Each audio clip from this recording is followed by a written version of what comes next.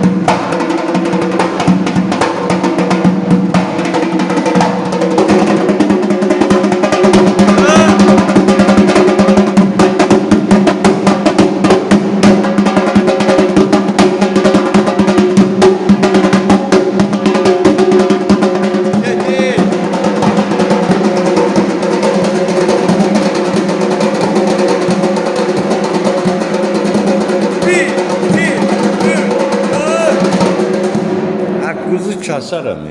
Sağ olun. Qusi bala. Sağ ol. Sağ olun. Qismat bala. Nə deyirsən? Qəşəngdir müəllim. Sol yerində, sağ yerində. Öpürəm. Sağ ol. Eldəniz müəllimin yaşayış yeri Gəncə şəhəri iş yerimizdə Əməlçılar Mədəniyyət Sarayının qapısı xalqın ballarının üzünə açıqdır. Biz hazırıq qəbul eləyək. Nəyi biliriksə də Tələbələrlə paylaşaq. sağ ol ay Qismat. Sağ olun. Teyyib oğlu bir qəşəng ıslah susluq. Dayanır mı?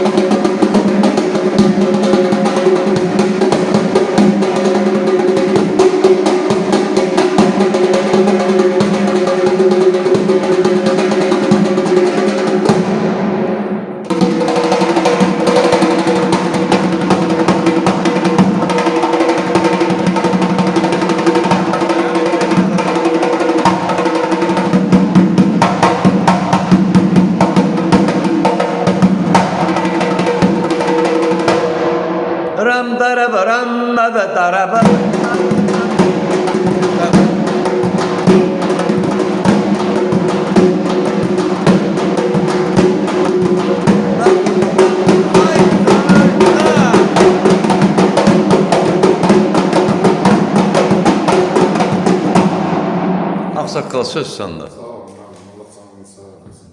Sizin sayenizde Qadan alaram. sağ olsun. istedad var. Ha, bunlarda çox şey var. Yəni onu çıxartmaq lazımdır. Sağ olun uşaqlar. Əla, öpürəm.